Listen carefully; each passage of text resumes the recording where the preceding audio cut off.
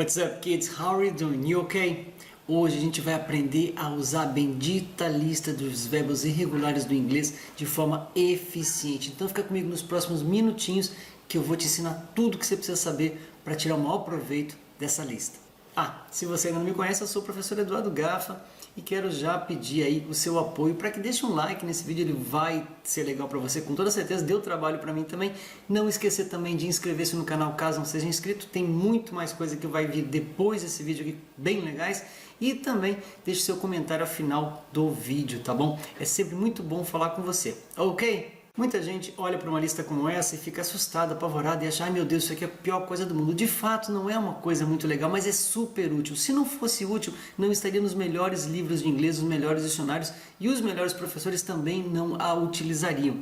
O problema aqui, às vezes, é você não saber exatamente as pecinhas de que ela é composta. Mas eu vou te ensinar agora e fazer um contraponto bem interessante também. Primeira coisa legal é a gente saber o que é verbo regular e o que é verbo irregular. Eu sei que eventualmente você já sabe, mas eu tenho uma curiosidade para mostrar para você aqui, bastante interessante. Toda e qualquer lista ela é composta de três partes: o infinitivo, o passado simples e o particípio. Depois eu vou me ater bastante a essas três partes, que é o crucial dessa aula. E claro que também o significado é fundamental, né? O significado, a pronúncia dos verbos e tudo mais. Porém, aqui a gente vai falar sobre a diferença agora, nesse momento, dos verbos que estão em vermelhos, que são os verbos regulares para os verbos irregulares. Como é que eu vou saber o que é um e o que é outro? Bom, tem alguns critérios, mas a primeira coisa é perceber que os verbos regulares vão ter a regularidade de terminar em ed no seu passado. O verbo aqui, want, ilustra para a gente que é o verbo querer. Então eu tenho want, wanted e wanted na forma do particípio. Want no infinitivo, wanted no passado simples e wanted também no particípio. E essa é a regularidade, o ed no final dos verbos, certo? Tudo bem, você já sabia disso. Importante também detalhe de como pronunciar esse ed. Wanted. É sempre o toquezinho, nunca vai ser aberto wanted. Nunca, nunca, nunca, tá? Até porque ele é um sufixo e os sufixos não são então acentuados, não são tônicos, tá legal? E o verbo break é um exemplo do verbo quebrar, que vai ter o passado simples dele em broke e o seu particípio em broken. Então, aqui a diferença clara entre os regulares e os irregulares. Deixa eu fazer uma pequena observação sobre os verbos regulares que vai te interessar bastante. Observa aqui esses verbinhos que eu vou mostrar para você, tá? Olha aqui, ó. Eu tenho o verbo move, include, create, offer, consider, serve, decide, receive, study and protect.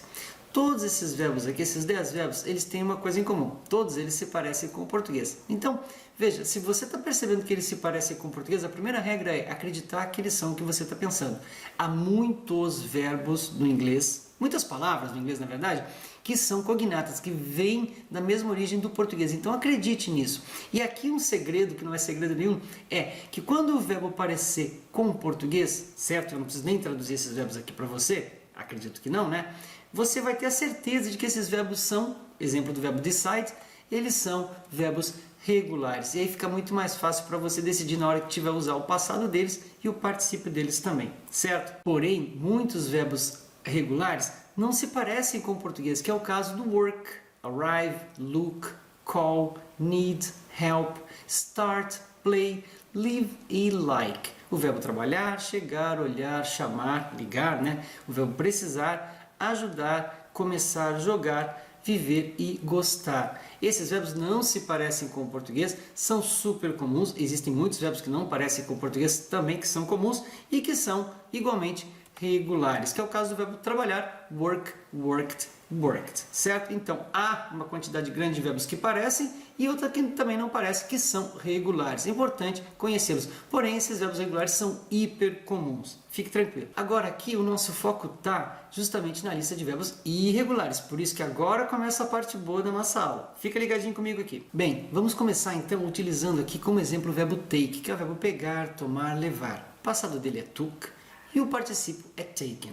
Mas o que eu quero mostrar para você aqui agora é como a gente usa cada uma dessas três partes, do infinitivo, do passado simples e do particípio. Observa que eu estou falando aqui do infinitivo, certo? Então eu vou tirar daqui o meu verbinho, que pode aparecer com to ou sem to. To take or take é a mesma coisa, certo? Ele pode estar com to ou sem to, ok? Porém, tem uns detalhes aqui.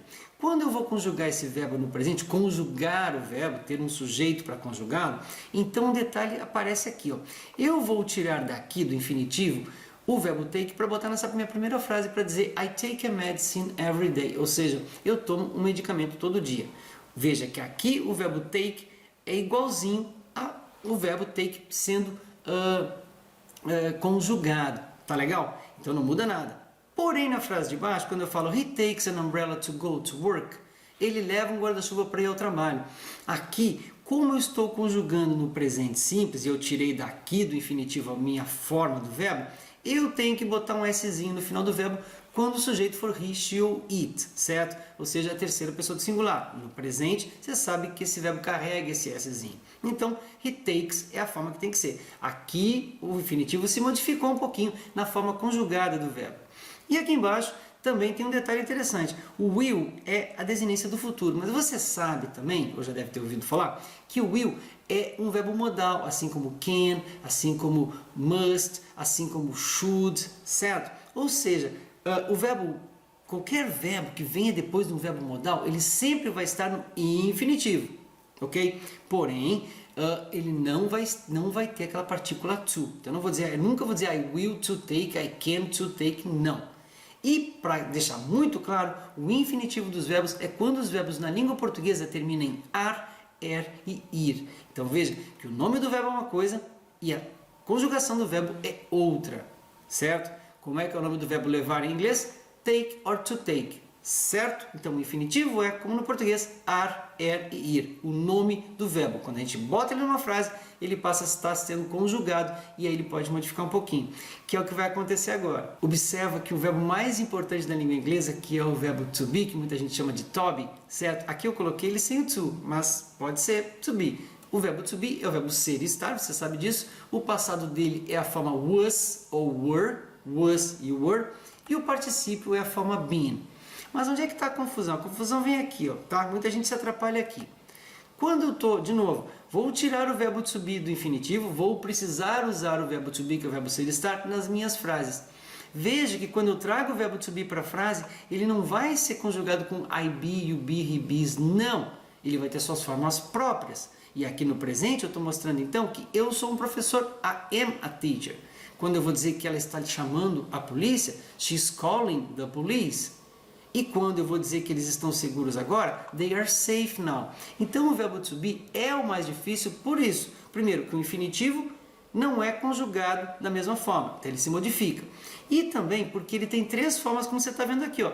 Am, is e are. Três formas no presente. E isso causa muita confusão em muita gente, certo? Então, todos os outros verbos você tira do infinitivo e vai conjugá-los aqui, vai ficar quase igual, você vai precisar só botar um Szinho, à exceção do verbo to be, que tem essas três formas que a gente tem que memorizar as três formas, mas que todo mundo já conhece. Ficou claro então a diferença entre o nome do verbo e o verbo estar sendo conjugado, tá certo? Bem, diante disso a gente vai passar então agora a falar sobre a forma do passado simples, que é igualmente, e é bem simples, bem mais simples que o português. Quando a gente tem então o verbo make, que é o verbo fazer no sentido de produzir, o passado dele é made e o particípio também é made. Coincidiu aqui das duas formas serem iguais. O que torna os verbos irregulares mais difíceis é o fato mesmo de que eles são diferentes no passado e diferentes no particípio, em geral, do seu infinitivo. E isso causa confusão e a gente tem que parar um pouco para memorizar. Mas não tem jeito. Mas observa o que eu quero mostrar aqui, que é o seguinte. Quando então eu vou conjugar um verbo no passado simples, que é um tempo que a gente usa para falar de uma coisa ou que está contextualizada no passado ou que a gente tenha que mencionar quando ela aconteceu, a forma dele, e aqui é tranquilo demais, vai ser, a forma do passado simples vai ser a mesma forma que vai estar conjugada nas frases. Não tem S, não tem nada. Então conjugar um verbo no passado é uma coisa muito sem graça. Eu falo I made, you made, he made, she made, sempre igual, não tem como confundir. Por isso é que conhecer a lista de verbos, ou conhecer os verbos regulares ou irregulares no passado é fundamental. Para que a gente então não fique pensando em conjugar de acordo com pessoas, mas sim simplesmente colocar a forma dele ali. Aqui eu digo que eu fiz um bolo delicioso para minha filha. I made a delicious cake for my daughter. Veja que o sujeito aqui sou eu. Depois o sujeito ele vai ser o post office, que valeria por o pronome it, em que eu estou dizendo que o post office made a great confusion, ou seja, o correio fez uma grande confusão, trocou as cartas, lá sei lá o que. E aqui embaixo eu falo que eles fizeram a cama deles nessa manhã. They made their bed this morning. Então observa que não tem frescura. Você pega o made, tira daqui e coloca ele na frase na hora de conjugar e está tudo certo. Por isso é importante conhecê-lo. Então, infinitivo, are, ir. Passado é quando o verbo está sendo usado no passado. Eu fiz, você fizeste, aquela coisa toda. Tá bom? Agora a gente vai para o melhor de todos, que é o particípio. Bem, para falar do particípio, eu quero que você então observe o verbo drink, que é um verbo bem interessante, é o verbo beber, cujo passado é drink e o particípio é drunk. Bom, o que acontece? O particípio é o momento em que os verbos terminam em ado ou ido, na correspondência com o português. Se no infinitivo era ar, ir a terminação, no passado simples, né, a terminação vai modificar de acordo com o sujeito na hora de conjugar, mas a forma não muda nunca. No particípio eu tenho sempre as terminações ado e ido no português, e claro que na hora que for usar para o inglês, né, a forma vai ser sempre essa também. Observa nos exemplos como a gente usa o particípio, e por isso que ele é mais importante. Olha aqui, ó. O passado particípio ele é usado de 3 maneiras. Nos tempos perfeitos, como adjetivos e também como voz passiva. Olha comigo no exemplo. A primeira frase eu falo que eu tenho bebido muito nesses dias. I have drunk so much these days. Esse aqui é um tempo perfeito, cujo verbo auxiliar é o verbo have e o verbo principal sai da coluninha do particípio. Então aqui a tradução, eu tenho bebido muito nesses dias. Aqui ele está usado como verbo. Porém, na frase de baixo, quando eu falo que o Paul está drunk, Paul está bêbado, observa que o mesmo drunk aqui está sendo usado agora como um adjetivo, certo? Então, Paul está bêbado. Percebeu? Existem verbos no português chamados verbos abrangentes, que podem ser usados como bêbado ou bebido, que é o caso do verbo beber do português. Aqui é a mesma coisa, tá? Então, aqui em cima eu usei como verbo, aqui embaixo eu usei como adjetivo, e aqui embaixo a água foi bebida pelo gato, e essa é uma voz passiva, quando o fato interessa mais de quem fez, certo? O objeto interessa mais de quem o realizou. E aqui observa que a água foi bebida pelo gato, o verbo drunk está usado como um verbo, né, que saiu do particípio, mas existe uma coisa aqui, ó. Os particípios sempre vão ser usados ou com o verbo ter ou com o verbo ser, estar, algum verbo de ligação no português. Em inglês, sempre com o verbo have ou com o verbo to be, que é o caso aqui. Está aqui o verbo have antes do drunk, nos tempos perfeitos, aqui é um presente perfeito. Está aqui o verbo to be antes do particípio, usando ele, empregando ele como adjetivo. E está aqui o verbo também drunk, depois do verbo auxiliar was, que é o verbo to be, que tem que estar junto na construção de uma frase de voz passiva. Ok? Então, quando a gente chega nessa lista aqui, a gente tem que saber entender o que ela está nos mostrando, para que a gente possa, então, tirar os elementos daqui, botar na nossa cabecinha e usar pela língua, usar no papel, sabendo exatamente quando, então, eu tenho que empregar cada um deles. Infinitivo, passado simples, particípio e, claro, também o significado. Sacou? Valeu! Espero que você tenha gostado desse vídeo. Deixa seu like se você curtiu e eu vejo você no próximo vídeo, ok? Thank you very much for watching this one. See you next time. God bless you and bye-bye. Now!